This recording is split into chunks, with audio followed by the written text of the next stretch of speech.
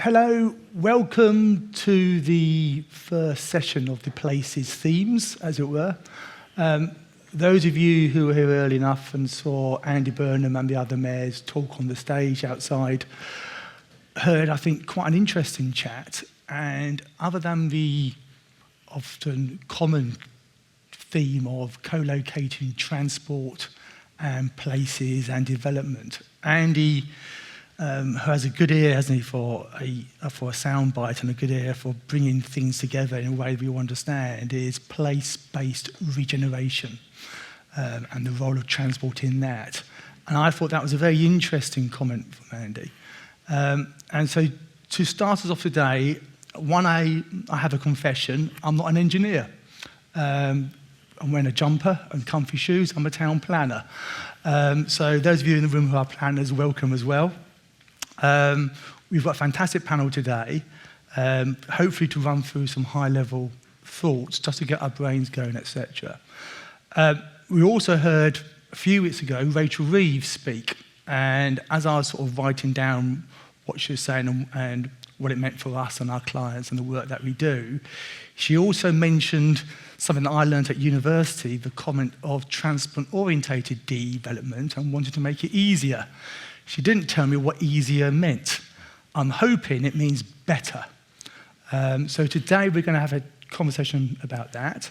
Before we get into it, I'm going to ask the panel to say hello to you and just tell you briefly who they are. So Adam, I'm going to start with you at the far end.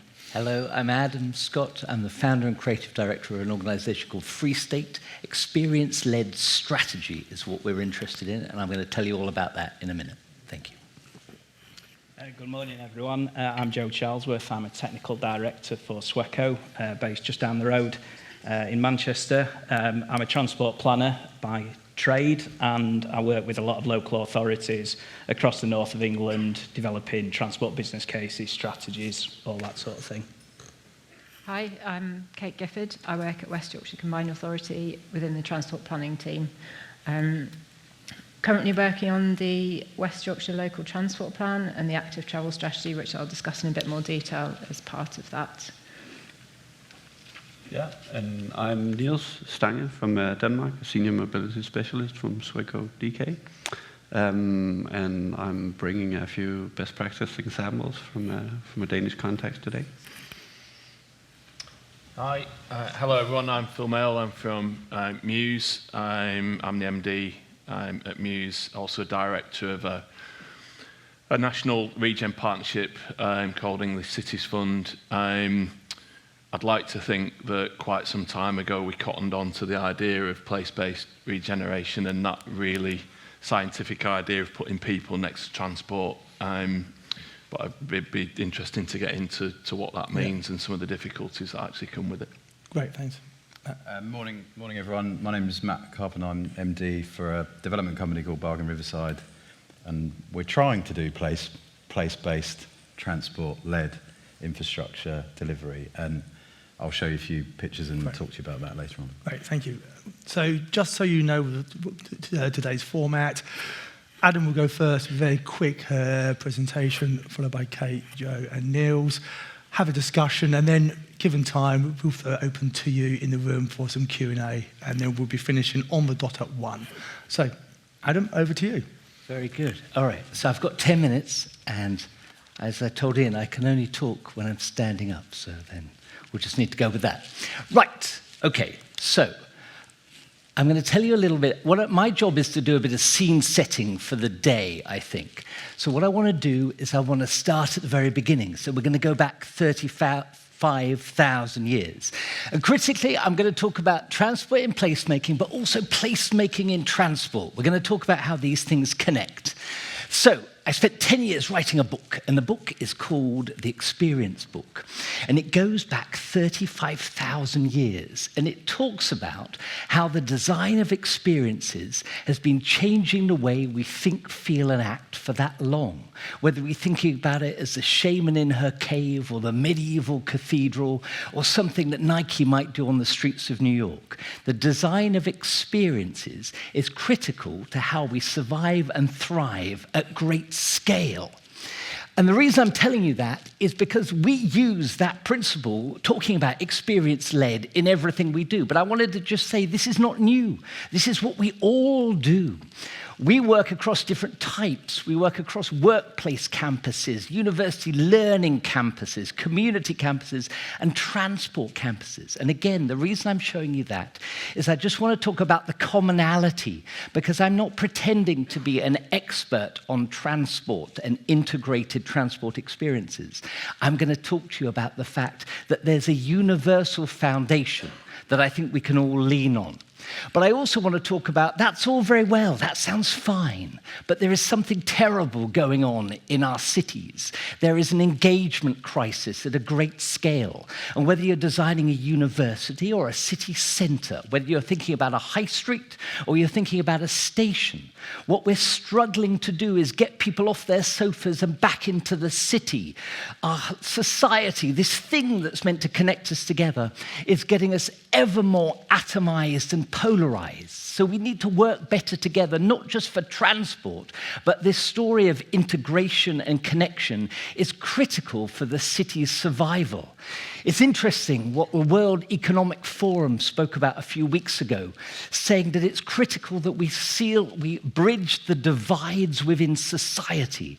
And obviously transport, as we learned this morning from the mayors, has a critical role in that. So bridging divides, connecting people is critical to what we're talking about. And that's why we need to think about the place as an experience-led system.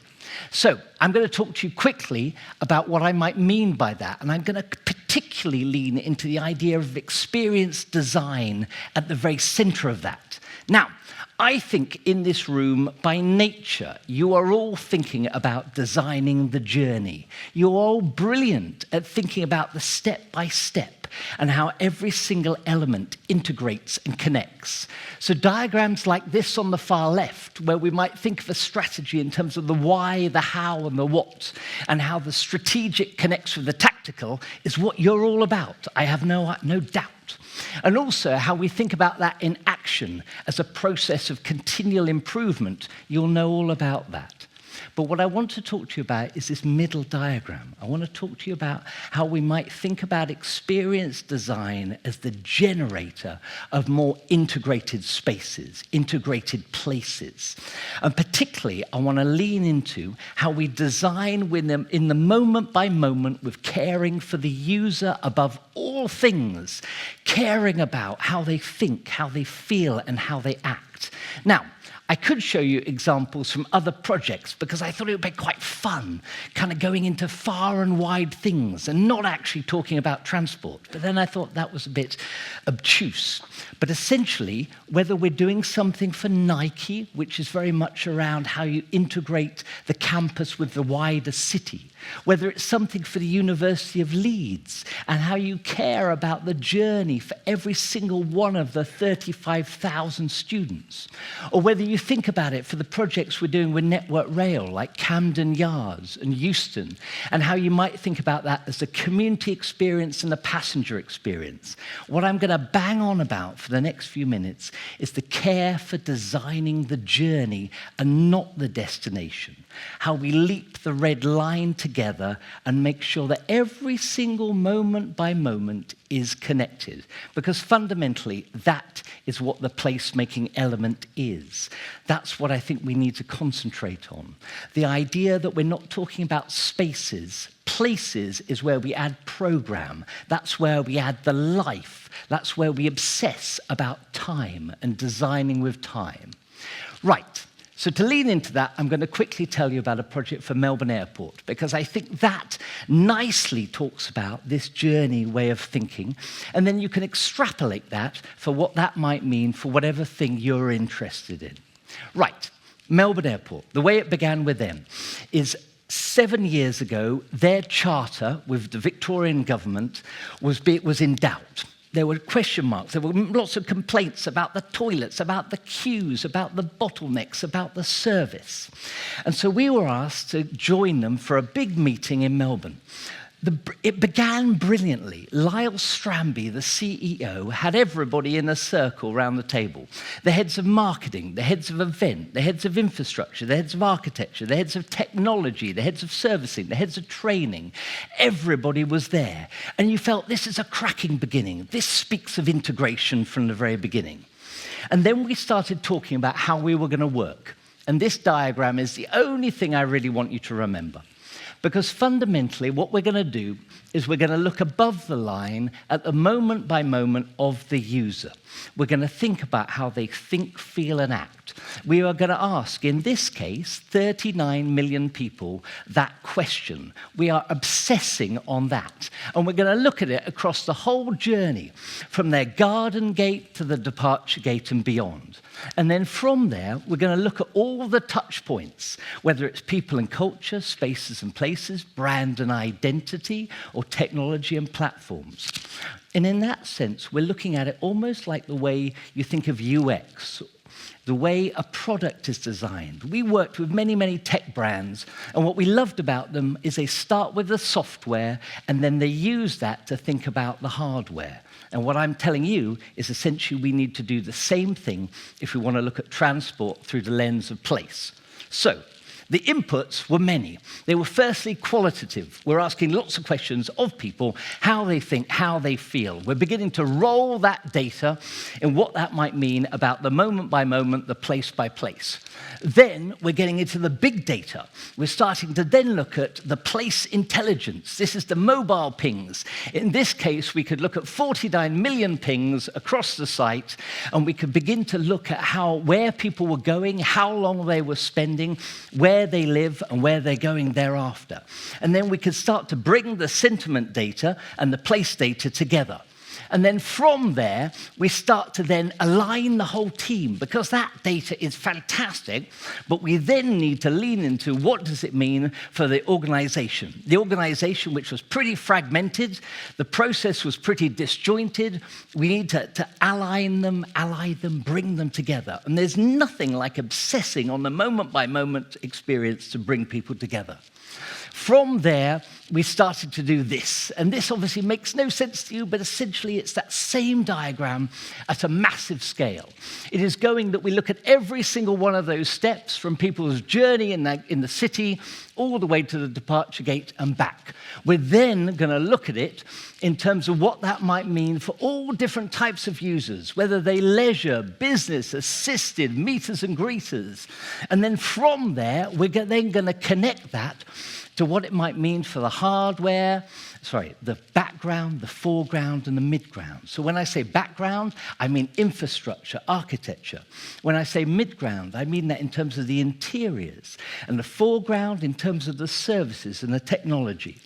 And then from there, we can really dig into that delicious anecdotal information. We can start to use that to lead the conversation. So we're not getting lost at 5,000 feet, obsessing on those red lines. We're getting into the nitty-gritty, the detail of what people deeply care about, not just in the airport, but in the station and out into the city. And then from there, we can start to brief. But brief in a way that's much more integrated. Brief in a way that's much more emotional. So all of that stuff at the very top that speaks of people's emotions, what they're thinking and feeling, is there to help us tell the story to all the different designers, whether they're thinking about the technology or the architecture or the infrastructure. Then we can start to look at the experience through the lens of foreground, midground, and background. The architecture, the technology, the hosting, all of these elements briefed together. And what's wonderful about this, it allows us to really lean into those areas of great cognitive load, those areas of great anxiety.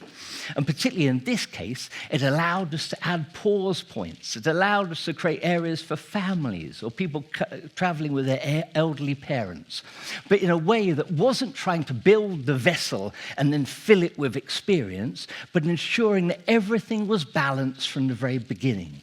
And what I'm saying to you is that way, way of looking at the place as something that is all of these elements working together is fundamental.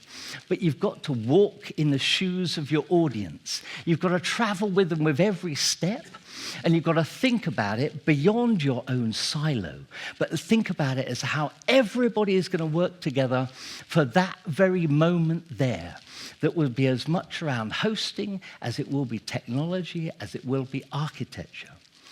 The wonderful thing about this, for this project and all of these projects, is it allows you to spend your money much more judiciously because you're only caring about what it means, in this case, for the passenger and the wider community.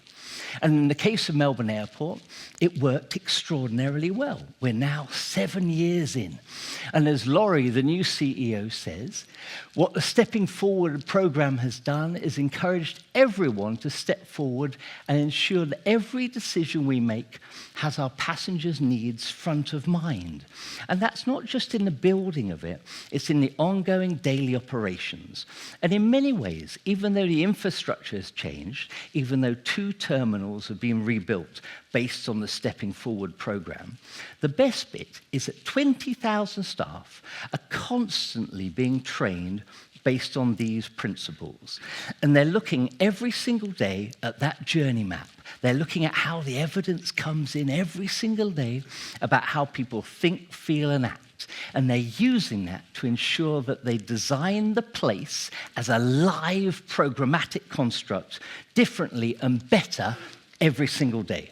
So, with bridging the gap in mind, what I'm commending to you is thinking about the design of the experience as the design of the journey, and how by doing that, you can create something that is loved by the user, and particularly something that attracts people, involves them, and creates a sense of belonging. And you can benefit the organization, which is both about how you optimize all your resources, but also how you better train the organization to break down those silos and work together with an attractive and involving place in mind. And it particularly allows the organization to reach out beyond their red lines and better connect with partners. So, that's it. That's my scene setter. Thank you very much. Right, fantastic. Back to you, Ian. Thank you.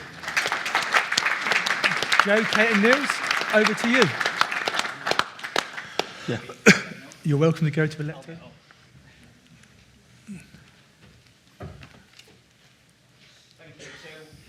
We're here today to present with the West Yorkshire Combined Authority on their Emerging Transport Plan, Local Transport Plan, LTP. Sweco, working with STEER, came on board to assist in the building of an active travel evidence base to support the development of the LTP. And as part of that, we've provided some best practice international case studies of how transport can serve and enable growth and create better places.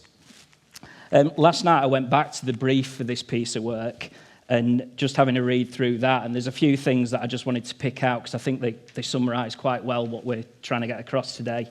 It said that active travel will be the natural choice for short journeys and a safe and convenient way of integrating with public transport services. Walking, wheeling and cycling are vital to every journey, whether partially or entirely, and can contribute to positive outcomes, for example, health for everyone in the region. It also talks about creating great and safe places, connected places, healthy communities, and a happy West Yorkshire. So I suppose the question is, how do you do that? Well, the LTP has a 15 to 20-year horizon, so we're really talking about a long-term plan that considers needs, but also has a vision. It needs to look at how transport will contribute to meeting region-wide objectives over the period, and the LTP needs to consider the challenges and opportunities in specific locations, as well as broader trends in land use, spatial planning, along with the green transition. As well as that, it must also aim to better integrate transport provision between modes and within new and existing communities. Today we've got Kate and my colleague Niels across. Kate's from the Combined Authority, and she's going to talk a bit more about LTP4 and particularly that active travel evidence base that's been built up to support that. And and how that will contribute to the delivery of missions. And then I'll hand over to my colleague Niels, who's come across from Denmark. He's going to talk about a couple of the case studies from Denmark, and these were delivered over a similar sort of time frame to the local transport plan, around 15 years. So Kate, do you want to?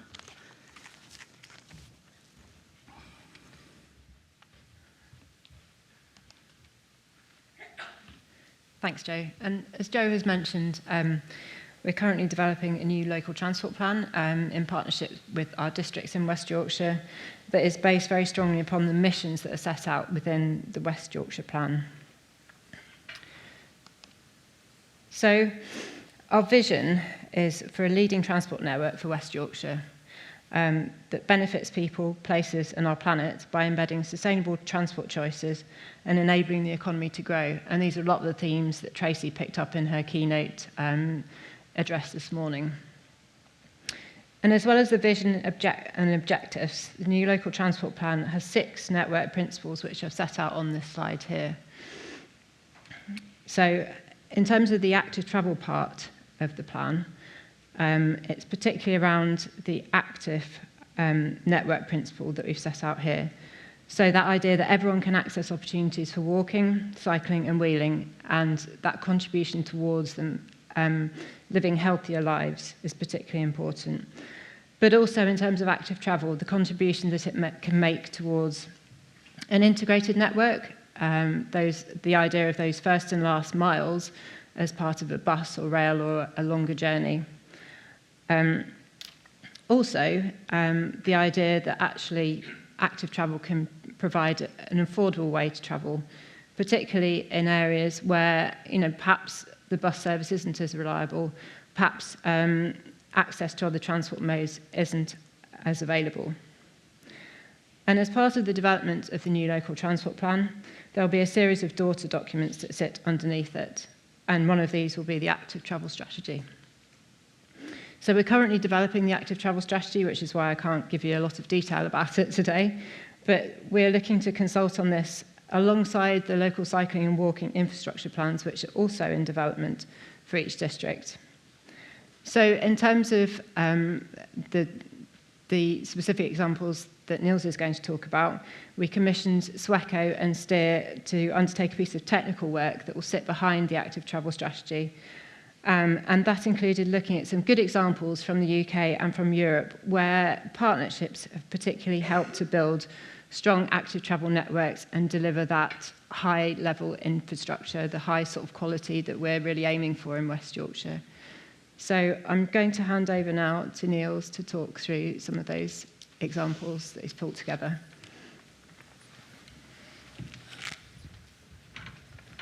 Yeah, thank you. I don't think I need any further introduction, but I'm Niels from Denmark, as they said, and I brought today 2 examples. I could talk about both examples for ages, but I have about 6 minutes, so hang tight. The first one is actually quite a classic story.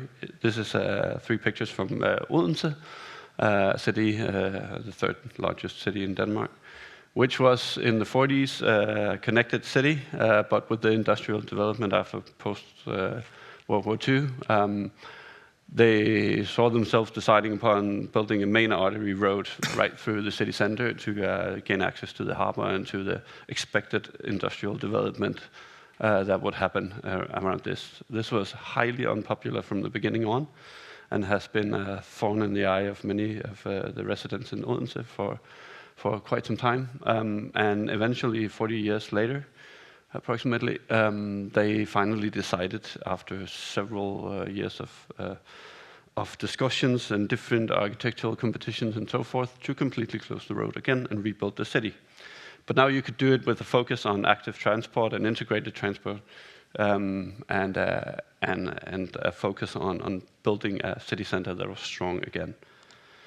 So they did that, and that's a really, really interesting case to study. And I advise anyone who goes to Denmark to go there because it's really, really interesting to see.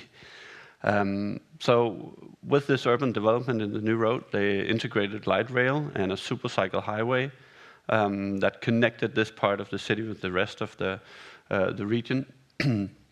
Underneath the urban development, instead of building a tunnel, they built a huge parking facility. So they actually created better opportunity to go into the city center for whatever business you might have there, to visit the retail and so forth.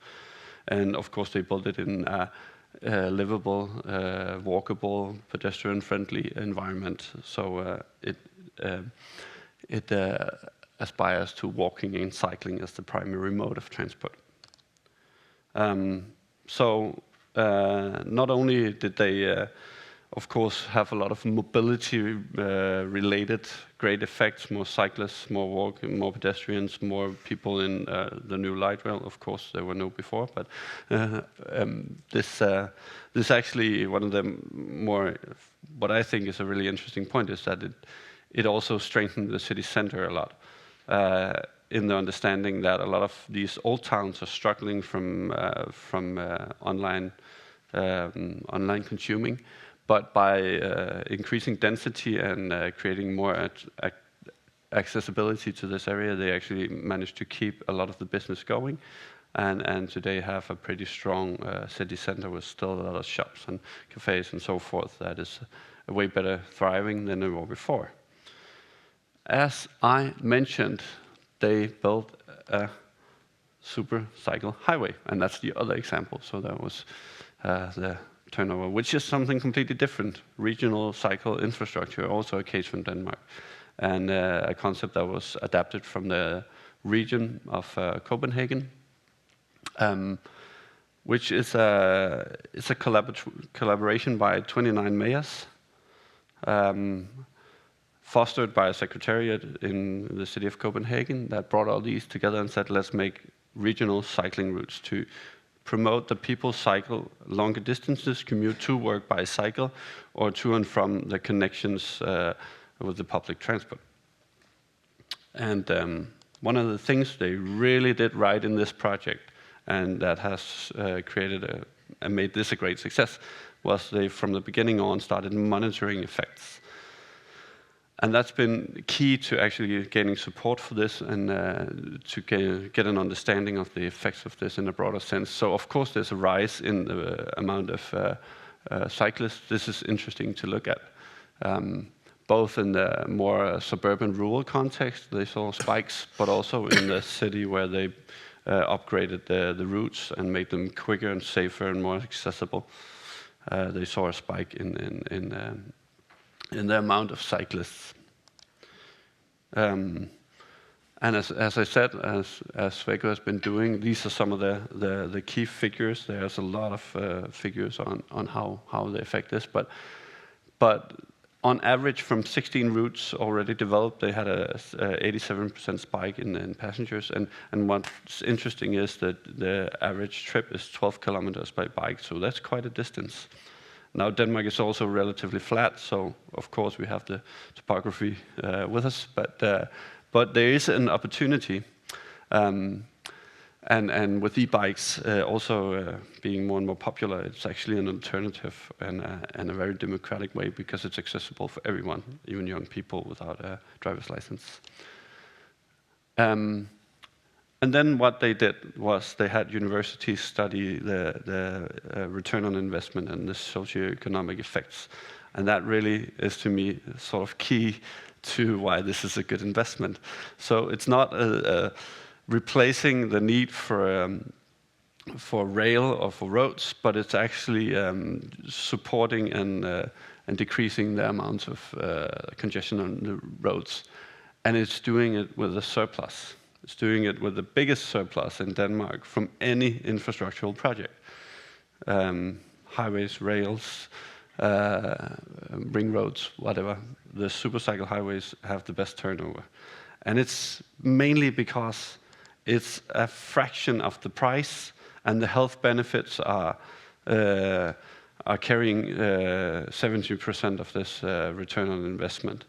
And if you go away from the overall socioeconomic return on investment studies and want something more graspable, They also did, which I think is really brilliant, studies on the health of two commuters.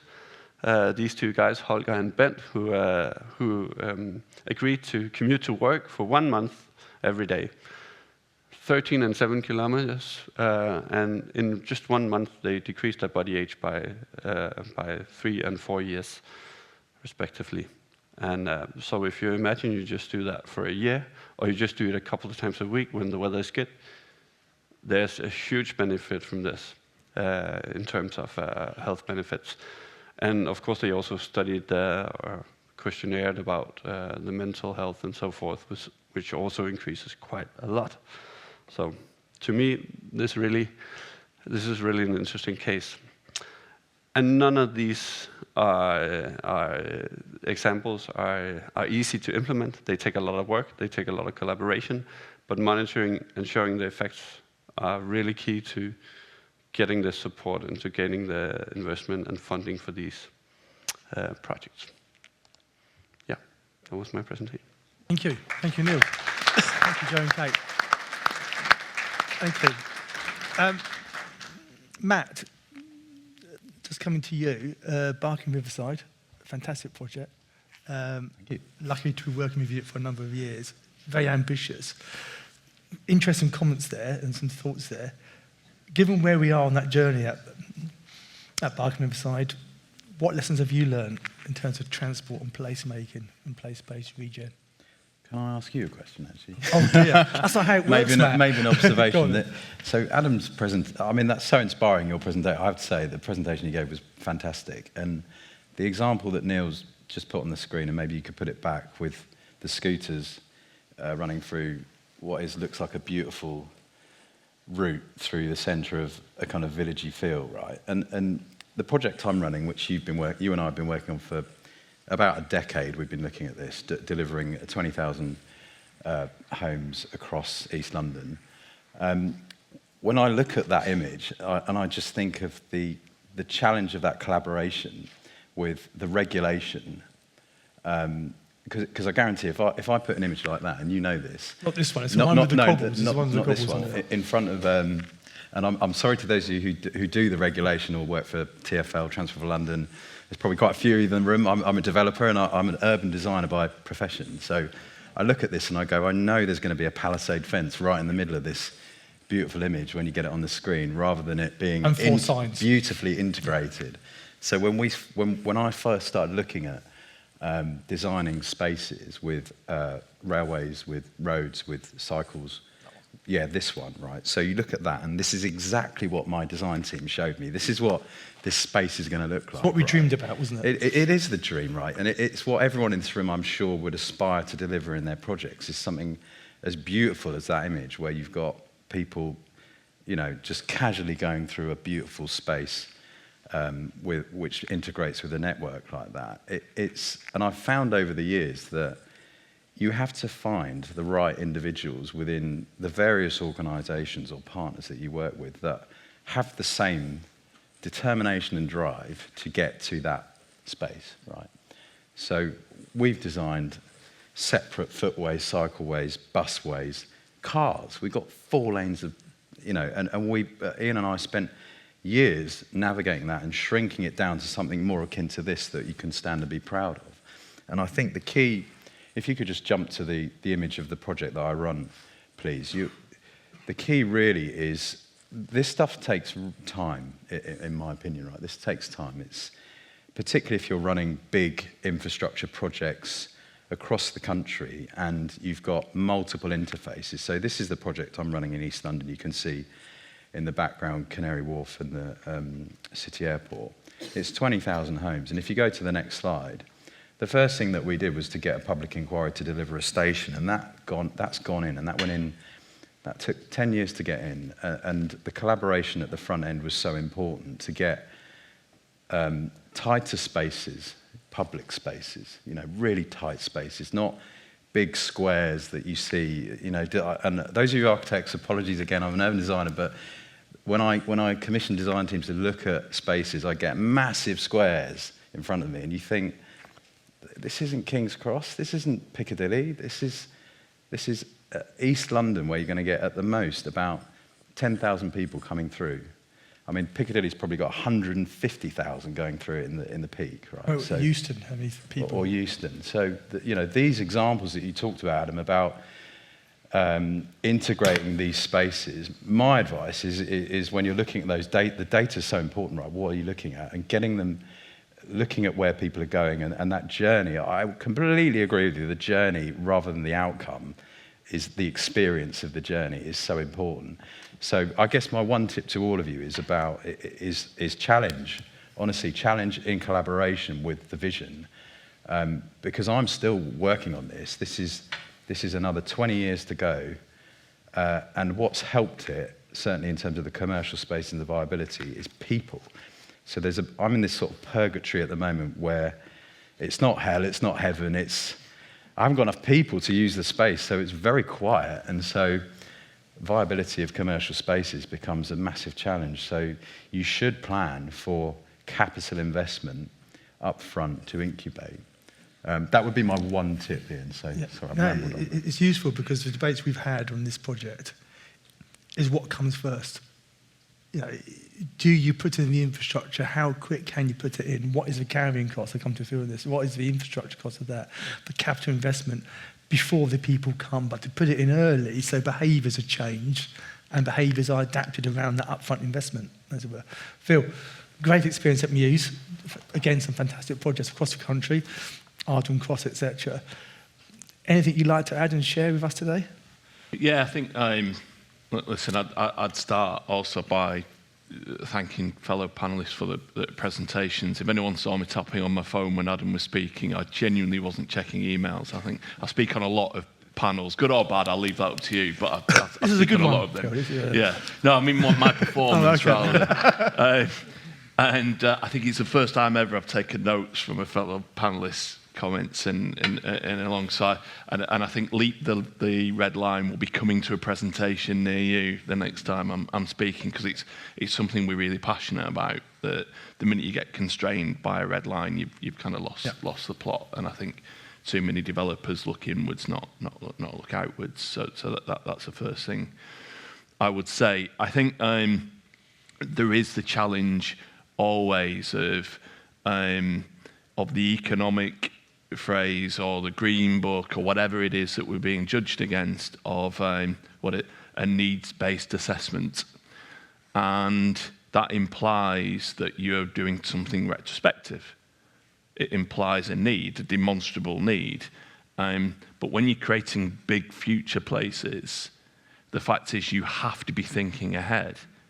You have to be thinking ahead, and the problem is exactly as Matt's just described, is that we've built up a world where, an understandable one, where viability is king, and that the distribution of capital is driven predominantly by return, and most times by monetary return, notwithstanding those other measures that Niels described, that I think will come more to the fore as we realise that through place-based regeneration, part of our job is not to build bricks and mortar, it is to think about health outcomes and social outcomes, and how can we take money out of a council's bottom line, so to speak, in terms of cost.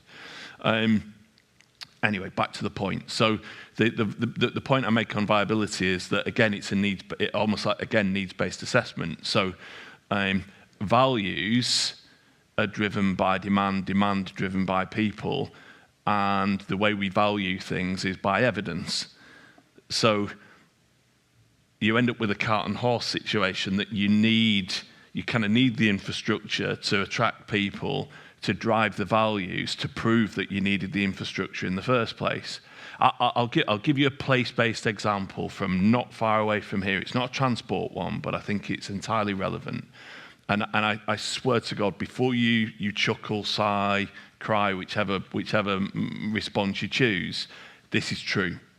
So I've been working on a scheme up the road, for those of you who are local, up in Salford. And in there is a primary school. And it was, at the time, I think it was one form entry, falling numbers, and I think in terms of its Ofsted ratings at the time, it was pretty low, and it was slated for closure. And we had this master plan around it, incredibly well thought master plan, of course it was, and we'd broken down the transport infrastructure to make sure that people could cross, and it was serving, not dominating, all of those good things.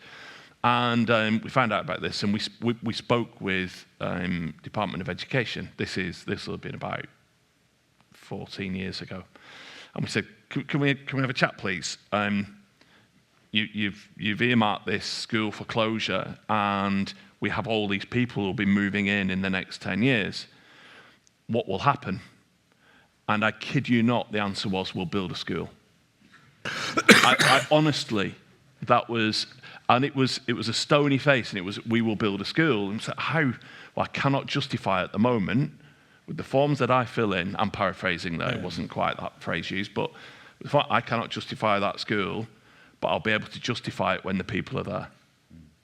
Absolute madness. So we have to find a place, forgive the pun, it was actually intended, we have to find a place which allows for upfront infrastructure and recognises that what we're actually doing is creating the platform for value in its broadest sense, whether that is pounds, shillings and pence, whether that's health outcomes, whether that's economic activity, whether that's driving aspiration, and that's the role, not just a green book assessment. Right, I'm off the soapbox. Oh, back to you. Thank you. So, I mean, I think there's a common theme here. There's a lot of common things. One is the time frame. Yeah, and we had a good session this morning with the mayors talking about time frames, 2028 breaking ground, etc. And I'm thinking, Matt and I have been on Barking Riverside since 2004, and we're completing 2046, forecasted sort of thing. It's a new town. It's a generation. People come and go. Children who are children will be adults when the scheme finishes, etc. Yet you have an election cycle. We've got devolution coming away in large parts of the UK. Everyone thinks it's a good idea. Paraphrase, generally people are quite, I think, behind it. Different views, obviously. But how do you measure success when the political imperative is on the next election cycle? Are we hamstringing ourselves? It's perhaps an unfair question for this panel, but do we have to relearn? Do we have to, as an industry, as a body, do we have to find a different way of preaching what success looks like and how we judge ourselves? Comments, views? I've got a very quick observation. I promise it'll be quick. For me, it was, sorry, I'm pointing as if you know what I'm pointing at. It was a slide with the 27? Yeah. 27 mayors. Yeah. That's what it looks like. It looks like that.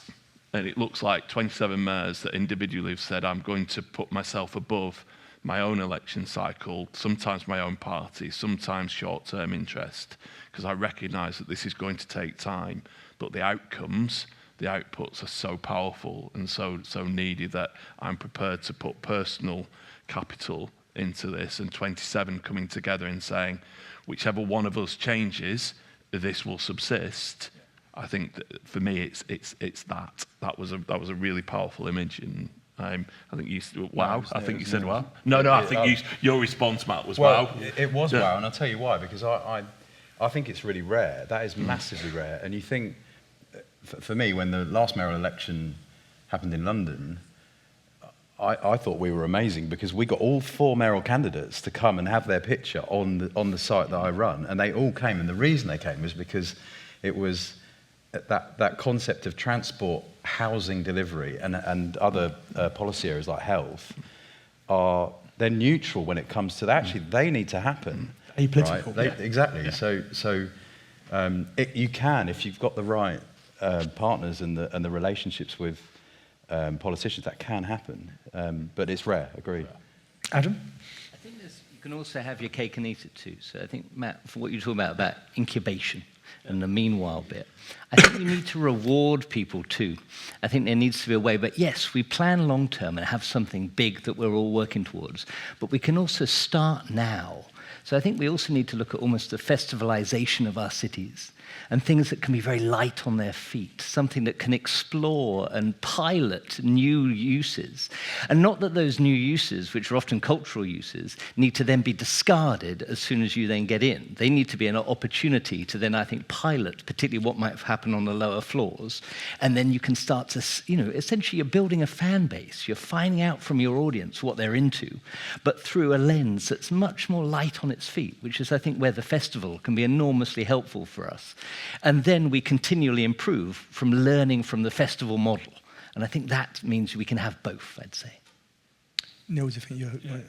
Yeah, just wanted to add to the story that there's of course more background to these 29 mayors getting together, and they started as way fewer, maybe the same party, but they started. They got together and they created a secretariat and financed that, and they made the first routes and provided the first evidence, and then began to build on and build on and build on and build this stable secretariat that could handle this specific project that is the supercycle highways. And then you can start to apply for national schemes and funding through different funds, and suddenly you can start to break the evidence that this actually works, and you can actually, as a municipality, get something out of it. You can get some funding, you can get some better path, and with quite a little expenditure, we can actually provide better infrastructure for our citizens across the region. Hey, does that, Joe? Yeah, I mean, I think on that as well. I mean, I suppose that was a 15-year project in Athensa to deliver that. So it's almost those interim points as well. I mean, that's the outcome, the final outcome of that. But how do you set, when you are talking about planning for 15 years, how do you get something? And whether that is photo opportunity with mayors every few years, they've got to have something they can kind of sell back to the voting public. And I mean, this is something that I'm really interested in finding out. I mean, I think I said to you before, Niels, it's so easy in Denmark. Your immediate reaction is, no, it's not. We have our own problems, a lot of the same problems. But clearly, to deliver something on that scale, something different has been done to kind of the standard approach in this country. And yeah, just fascinated really to find out more. Hey, does that ring true in West Yorks? Does that? Well, what I was going to say is to build on what Adam's suggested in terms of those quick wins. I think what we're trying to do with the local transport plan and with other plans we've developed is obviously, yes, set the long-term strategy, but have an understanding that there are things that will deliver within those first 5 years of the strategy. And there needs to be clear deliverables. And some of the things that the Mayor talked about this morning, franchising, it's going to take a while to actually be delivered. And mass transit, the same sort of thing. It's a longer timescale in terms of delivering that process. But in terms of active travel, we're in the fortunate position that through the funding that we've had over the past, 5 years or so, we're able to actually move forward quickly with delivery. And some of the things that people have mentioned earlier around building those partnerships, I think that's really crucial because, yes, whilst the political cycles determine some of the priorities, if we can build those strong partnerships that enable us to continue to deliver, and I think that will ensure that, the general public see things on the ground and can see that actually, yes, we are delivering on the promises that the politicians are making, and we can continue to do that even if, political leadership changes in the future.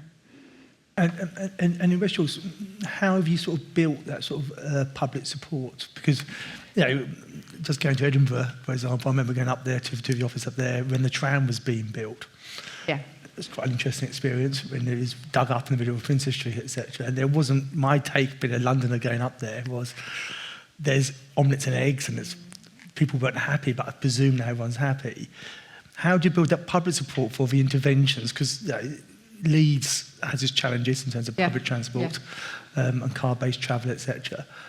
How do you change that behaviour, and how do you get the public support for it as well, for those interventions? I think that's one of the hugely challenging things that we work on. Obviously, a key component of that is really engaging with the public, allowing them opportunities to feed back on, initial plans that you're going to them with, particularly on things like mass transit, where there are quite key decisions on route options, for example. And then going back to them and almost saying, you said this, so therefore this is how we've reflected it in our plans going forwards. So enabling them to see that actually they've been a key part of that sort of decision-making and development process. And I think that's really got to be part of the development of any major project that we take forwards. Yeah. Go on, Matt, I was just going to say on that, we gamified our consultation, which was really successful.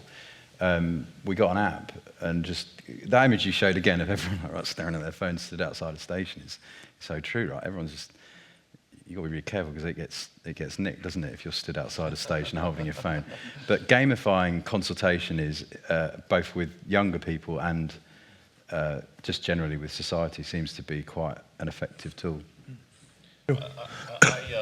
I completely agree, and I think if I deal quickly with the consultation bit first, I think in some consultations, I think we've kind of, the industry, and I'm referring to development specifically as, and I'm a bit of a kind of preacher about this amongst other things, but kind of moved away from the meaningful engagement bit and almost not gamified it, actually commercialised it. So you'll quite often see with residential consultations, oh, come on down and give us your view. We've got a craft ale specialist and a DJ to entertain you. Well, that's saying, come and sign up. Tell me how wonderful this product that is for you and solely you is, and then we'll send that to the planners, and then we'll drop you an email when we've got consent, and you can go on the mailing list. And you're seeing it a lot, and it completely excludes the people who've been around and you want to stay around. So I think meaningful consultation and finding a way of engaging with as many people as possible is really important. There's a book coming. The book is Omelette and Eggs. If we're going to make the systematic change that we need to make in our city centres, and I've got first-hand experience of this again, I'll tell you briefly in a second, of narrowing a really significant size highway, there's a certain point where leadership comes in, and you consultate, you meaningfully consult, you play back the ifs, buts, and you explain. I think people respect when you explain why you can't do something even more than when you say you're going to do it. But at some point, you show leadership and you commit and you move as quickly as you can, and you recognise that for a period of time, it's going to look a complete mess. People are going to be disrupted. People are going to be angry, but you're never going to remove that. And what you've got to do is then keep focusing with leadership on what the outcomes are going to be. The first-hand experience is coalition government, very quickly, 2010, abolition of the RDAs. Right, you've got 10 million quid, you've got earmarked to reduce this highway from 6 lanes down to mostly 2 lanes by compressing and co-running, cycling and what have you, but safely. Should have been done over 2 years, but if you don't get it spent now and within 9 months, the money goes. So instead of doing all that tinkering outside, and it was right, shit, excuse the French, we've got to get this done. Literally had the MEN reporting as they went along in a car. Yeah, we've moved 2 meters. Boom, boom, boom. The people, death threats and what have you. Honestly, if you Google it now, very rarely anybody complains about it because people have then seen the benefits. But if we'd have waited for the go, we'd still be sat here now debating it.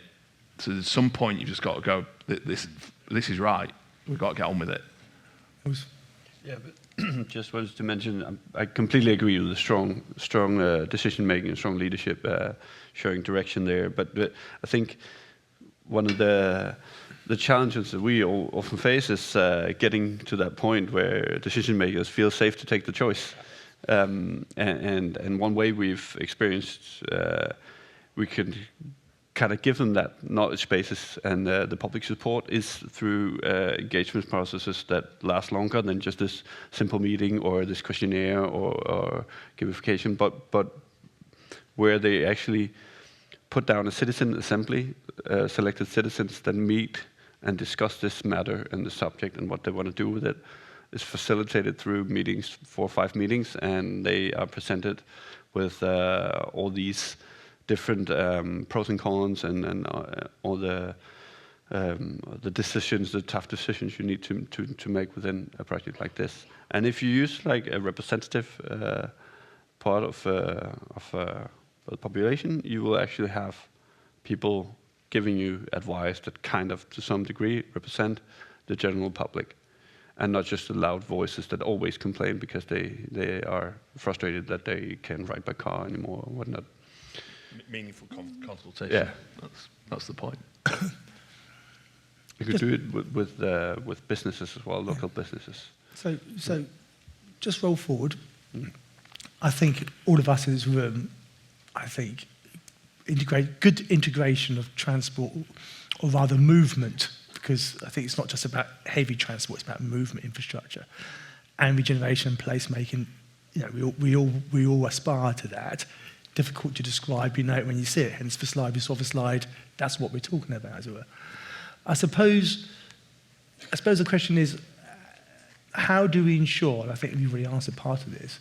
How do you ensure that you end up with a location, place-specific solution, rather than a pattern book approach of, I like that example from Denmark, I'll have 3 of those, please. And a question also for Adam, really, is, place is about people. I think that's the fundamental. It's about people's interaction. Do people always behave how you think they will behave once you made your interventions? And is it a function of good design that doesn't matter? Or how do you adapt, given how transport, once it's down, it's quite hard to move around. That's a question for you. Who wants to go first? Adam? Well, sure, everybody would like a bit of that. But I think, from me, no, people never behave like you'd expect. And that's the most important thing. Yeah. And the idea that you might design anything for day 1 is ludicrous. You're always designing with day 10,001 in mind. And that's why you need to bake in the thing that the group are talking about continuous consultation. It's continuous. Pre and post. Yeah, post. That you've got to keep on talking, keep on asking the question, because what we're talking about is places, and it's the programmatic bit that's the most important. It's people plus program, that makes a place. And the program is the events, the activities, what people are doing. It's the activity-based thing. And we're only going to be able to better attune the activities and create a more dynamic and relevant place if we continue to learn. So we need to bake in that wriggle room for learning. And so whether it's talking about the plan or whether we're talking about the storyboards, we need to leave much more room for change within the way we're thinking about things. And we need to put money in the operational expenditure to ensure we're constantly asking questions and able to feed back. In that way, we're like not just DJs or VJs, we're the sort of experienced jockeys of place. Can I get the phone out?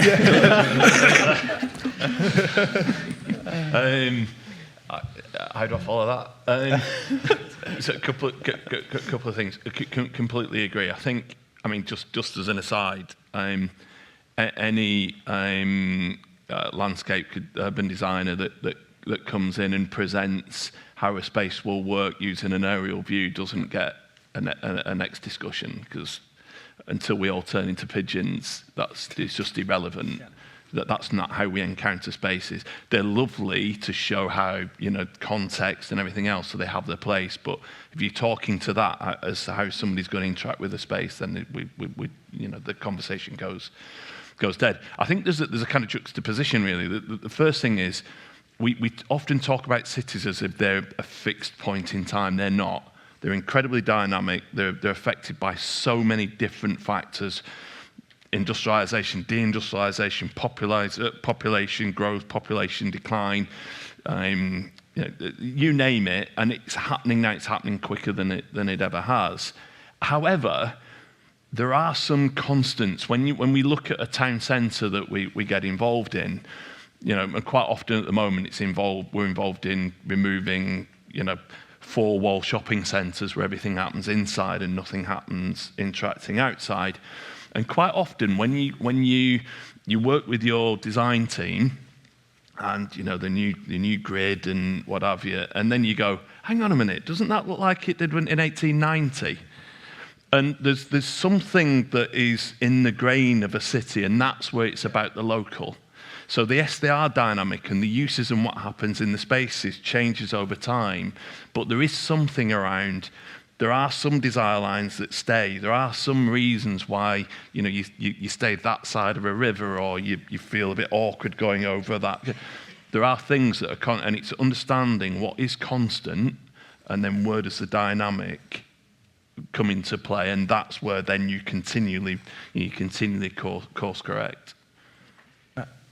Do you know, you must have heard this the co-design concept, right, Adam? I'm sure you must have done this co-design, where you're getting residents or stakeholders to be literally part of the co-design process. I mean, when my team first introduced me, I thought it was an absolute nightmare, absolute disaster zone.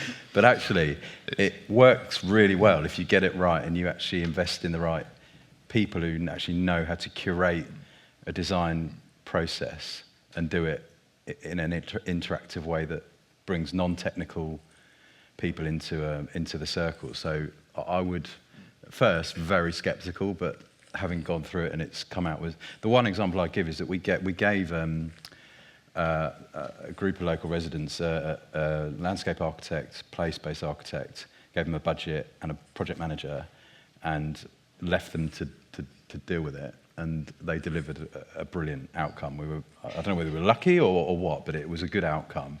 And the residents now protect that space like it is their own, right? It's unbelievable. If they see anyone vandalising it, littering, it's this almost automatic ownership of the space that is unbelievably powerful. I think just sort of building on those points as well, I think one thing we can probably do as an industry is just make sure we actually get out to these places as well. I think during COVID, obviously restricted in that sense, and it's something that we've probably not done a great job of, is actually just getting out, visiting these places. Often, particularly with some of the authorities I work with, they are quite cash strapped. There's not huge budgets to do some of the more ambitious side, but just making sure, right down from kind of your graduate engineers up to the more senior people on the project, getting out, understanding and avoiding that one size fits all. This is where I'd like to work, therefore, live. This is what this place should look like. Just spending some time and observing. I think that's something we've got out of the habit a little bit out with COVID and other things. You can't do certain things on Google Earth. It's about being there. Absolutely, and the schemes I work on, often you end up with a list. You start with a list of standards that come to you. You must achieve the following mode shift. Yeah, and you send in your application. I was talking to a guy this morning. I first arrived from Google, and I said, surely, I said, you're quite clever, aren't you? He said, yes. I said, great. I said, surely there must be a way of capturing the learning. So rather than I rock up with the next project team, next community scheme, and we do everything right, we consult, we engage, we learn, and we then present that's the answer, and then we monitor behaviour and how it adapts. Wouldn't it be great if you could capture that and then share that? So when you're on the next project, you aren't starting again and just travelling with the expertise of the team you're with, but actually to build that sort of shared learning profile. He told me it was fine, and then walked off, and I thought, must talk to him again. But it's very interesting because they are doing a lot of work. He's talking me through about the data sets. And I was saying to him, I was at a planning committee last week, got deferred, big disappointment, as you can imagine. And it was because the members didn't believe the assessments. It's going to work like this is how it will move, this is the transport modes, this is the interactions, this will be the performance. Don't believe you. Don't trust the data. So it's an interesting one. Before I turn to Q&A, I suppose that just one point is, we are in a data-led part of our lives at the moment. We are in performance measures. We have little charts with green smiley faces and sad red faces and those things, as it were. How do we articulate in a coherent way what we've talked about today without resorting to green smiley faces and sad red faces? Is it engaged? Is it simply just talking to people and sharing the experience? Anyone want to answer that? My view is that you've got to put the time and effort into it's an ongoing process. And the example I'd give is that that engagement piece, we actually employed local residents and stakeholders to do research. So there's an award-winning bit of work that we've done actually that I can reference, which is called Thames Futures, where we pay a London living wage people to go and do our research, and that's about everything: the impact of the development we're building, the ideas that people want, the shops they want. That is an ongoing investment by us as a business into the community and the stakeholders, and it's not cheap. It's expensive, but it's certainly worth doing, and it gives me the data set. You know. I think there's. I think that I definitely echo. I hadn't heard of that, and it's something else I'm going to nick from this panel. So it's been quite productive today. It's a CPD session. It is CPD session. Thank you. I'll take an hour or two for it. So I think there's that. We definitely did, and we've won work by doing exactly the co-design thing, and we found out things about how people use spaces that we just could not have predicted. I think the point on AI is going to do exactly that very quickly. We already work with consultants that we can give them variables around massing and number of occupants and what have you, and we can get within a click of a button numerous variations of a master plan. It won't be long before we can apply the data set to that, and we can really start to push and pull in real time. However, there's an authenticity of sitting with somebody, looking at a piece of paper and explaining and talking about how things work. And that's where I think community representatives it's not the sponge throwing mob, it's the ones who've got a genuine interest who will really challenge you. I think that there's something really powerful about that. The co-design and the co-governance, I think if you can get those two into the room, then you're doing pretty well. Adam. Yeah, just echoing that. I think also the order of things too. I think the rich data ideally comes first, asking those big open ethnographic questions. And then you test it with the big data and keep on going back. We did a project for Leeds Station. And so lots and lots of studies, lots of surveys, lots of interviews. And we found out that anecdotally, lots and lots of people were saying they were cutting through the station from the south. They were coming up from Holbeck and they were cutting through. And they weren't catching the train. And so, and Andrew, I think, is here too. The people from Network Rail were saying, well, yeah, okay, that's not a big number, I'm sure, but it's interesting to know. And then we ran the big data on it, the 19 million mobile pings across the city of Leeds in the year 2019, and we found that 66% of the people using the station were non-ticket holders. And it blew Network Rail's mind because they've been. Well, no, they weren't. They've been selling them sweaty sandwiches, assuming that everybody was in a terrible rush, where in fact they were there to meet their grandmas or go, keep warm, not go down Dark Neville Street. Lots of very sensible reasons that we wouldn't have understood if we hadn't done it that way round. Great, fantastic. We're coming to the end. I've had the 10-minute warm, as a few minutes ago. I don't know if you have a roving mic, he says. And we do. Any questions, comments, or points? We have a hand right in the middle. Sorry. Or, at the back first. Go on, at the back first, I'll come to Hi there. Quick, Dominic Schofield from Cenex. Quick question based on Niels' slide. There was, at one point you said, 14% of the new cyclists had previously been drivers. And I was just interested, I immediately thought, well, where are the other 86% coming from? And that seems to hint at maybe a more interesting story going on and something more complex about people's travel choices and what was there before and what's there after. So I just wondered if you wanted to comment further on that and what that might mean.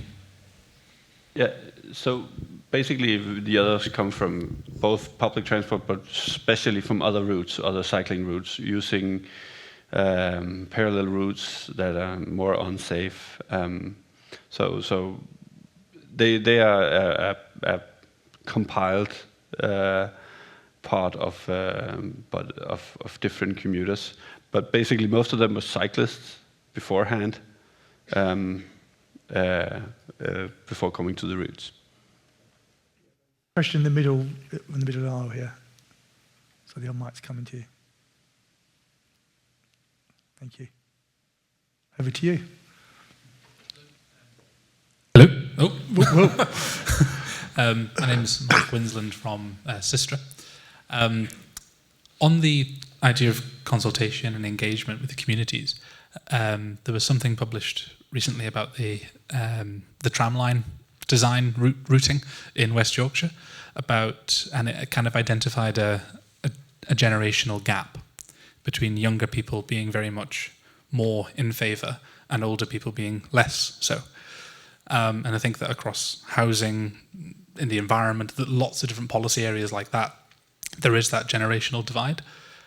So I'm interested in what do you think specifically can be done to close or at least narrow that gap so that older generations are buying into these things as much as younger people? Is it a perception that they think it's going to take too long and they're not going to see the benefit? Do we need to speed things up? Like, what needs to happen to close that gap? Any comments?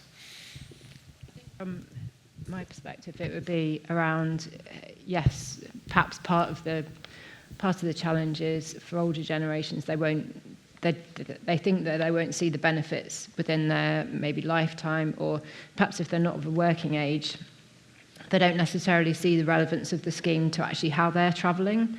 So maybe there's a kind of a way that we need to engage with some of those specific groups to better understand why they're not as supportive of schemes. And I know the team who are working on mass transit have done a lot of that sort of very specific engagement.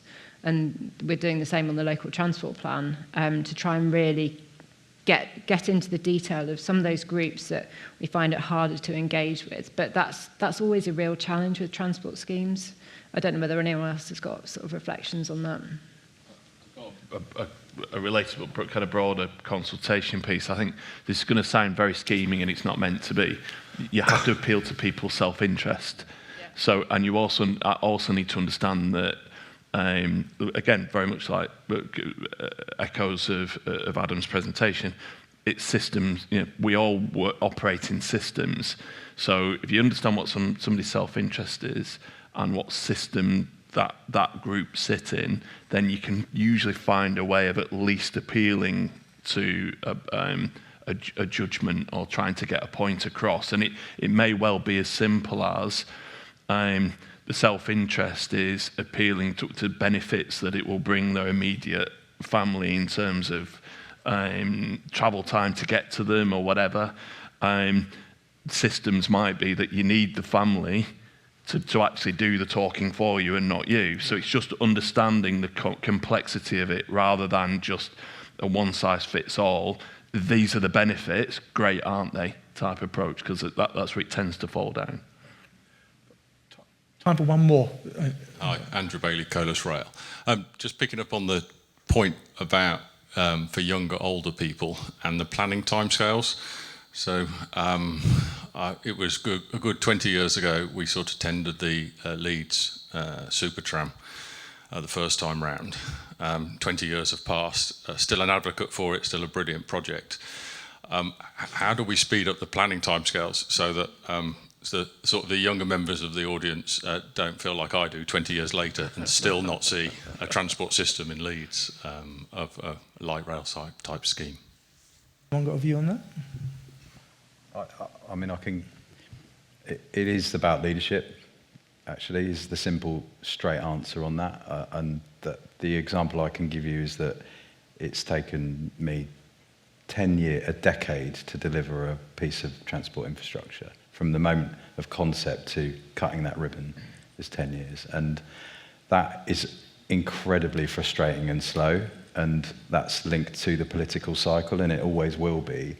So that image of Niels' image of the mayors, and I think that's the one takeaway for this entire room, is about the leadership and getting the leadership aligned. And it goes back to that thing about what is in, you just said it then, isn't it? What is it that what is the interest of the individual or the party, the politics, whatever it is, you've got to try and hit that button.